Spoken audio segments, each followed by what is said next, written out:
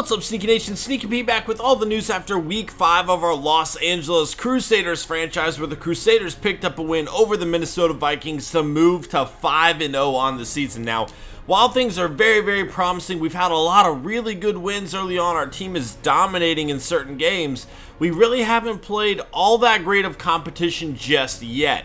That being said, you got to be proud of where the Crusaders are at this point in the season. You can really only beat who's in front of you, and next up, we have the Chicago Bears, 1-4 on the season. This is very possibly another win for this Crusaders team. Now, it is on the road. We're not the best road team. At least we hadn't been in recent seasons. Hoping to turn that around now. But so far, I think it's pretty safe to say that things are looking up for the Crusaders right now. The team's pretty much clicking. The only downside right now that we have is one, Devin Golden's injury. But also, we have just so many weapons, it's hard to get everybody involved. And while that's a little bit of a bummer, we don't see certain players as much as we'd like to, I would say it definitely is a very good problem to have. Let's go ahead and move forward. Let's try to get some experience for Sherman as well. Focus on him a little bit. But overall, things are looking pretty good for our team. Now, there's still quite a few undefeated teams. We'll check that out in a second. However, the Broncos are one of those undefeated teams, but they're playing the Texans, who are also undefeated to this point in the season. Something's got to give. Obviously, we're pulling for the Texans in this situation. It should be a good matchup, and I'm excited to see how that unfolds over there. Let's go ahead and see if we have any draft stories. I feel like we haven't really seen a draft story in a while, or if we have some news on the relocation from the Titans. It doesn't look like there's any news here. As you can see, they still have the relocation thing, but they don't really say much beyond that. All right, draft stories. Iowa right tackle Isaac Lofton breaks right ankle on fluke play, will likely need surgery. That's not good. Ronnie Kelly has decided to forego the remainder of his senior season and focus on a master's degree. Okay, that's pretty respectable. Good for him. Does that mean he is out of the draft, or does that just mean he's going to be really smart if we do draft him? I don't know. We'll have to follow that a little bit more closely. As you can see here, we have the 3rd best offense and the 9th best defense right now. Things are definitely looking good for us. The Broncos also 5-0. We're still battling it out for the division there, but they are playing the Texans, another 5-0 team. The 49ers have the best offense and the best defense here. That's scary. Like, what is their team doing? Man, that's not a fun team to play at all. Season stats, we'll kind of check out our stats within the division, as we usually do. We'll get into the league stats a little bit later on. Whoops, I don't know why I went to the NFC West. I don't know what I'm doing there. There we go. So, Stuart Denny, the least amount of touchdowns. Now, everybody else in the division is throwing quite a few interceptions here as well. It's not just us anymore. Everybody seems to be contributing, but the crazy thing is the rookie quarterback's actually thrown for the most touchdowns here. Denny has improved his passer rating up to 2nd best in the division, though he was last not too long ago. Devin Golden still leading the way despite the injury. 4.8 yards a carry for him, only 3 touchdowns, though. Le'Veon Bell right behind him with 6 touchdowns.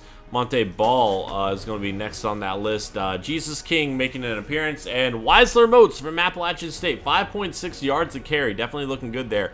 No touchdowns, and you see 6.9 yards a carry for Case and Dobbs. Almost a giggity, but not quite. Emmanuel Sanders leading the way, and catches Sellers and Jabbar Gray behind them. And then we don't have a player to way down here with Shakir Gayton. We are doing a pretty good job of getting into the end zone, though. Marshall, Thomas, and Matthews each with 5 touchdowns. Denarius Moore, Jordan Reed, Julius Baker, and Jacob Moody each with 3. Defensively, only 1 sack last game, guys. Something is changing, but 1 sack is definitely good. A little more realistic as to what we're looking for. Obviously, we definitely want to change all that. We've been trying, so to see a 1 sack game is a little bit promising. We still do not have all that many interceptions to this point in the season. We'll check out fumbles forced. 3 for Khalil Mack, 2 for Brandon Spikes. Fumbles recovered, only a few fumble recoveries here. Blocks. Oh, 1 block. J.D. Arnold, a rookie defensive tackle from all spots on the field. That's pretty crazy. Defensive touchdowns. Raheem Moore has the only defensive touchdown there. Kicking. We got Chuck Vaughn, 6 of 6. Oscar Samuels, 7 of 8. Mark Gomez, 9 of 9, or Gomes, I'm sorry. And then Matt Prater, 10 of 11. Punting.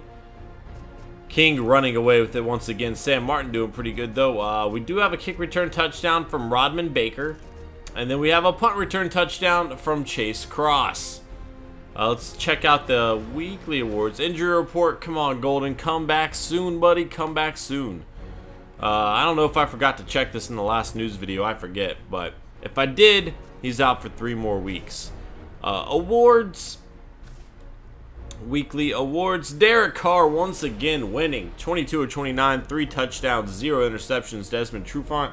11 tackles, 2 interceptions. Jadavon Clowney with 3 sacks, a fumble forced, and 13 tackles. And Johnny Manziel, 42 of 54, 460 yards, 4 touchdowns, 1 interception. Unbelievable effort from him. Let's take a brief look at our schedule so we can kind of see what we have upcoming here. And I know we're playing the Broncos coming up. Yep, Broncos next week. So if they end up winning and we end up winning, we are going to have an undefeated matchup with our biggest rival in Week 7. Then we'll have a bye week, a chance to recuperate before we play them again. Definitely a lot on the line over the course of those 2 weeks there. Very possible that it shakes down as to who's going to win the division.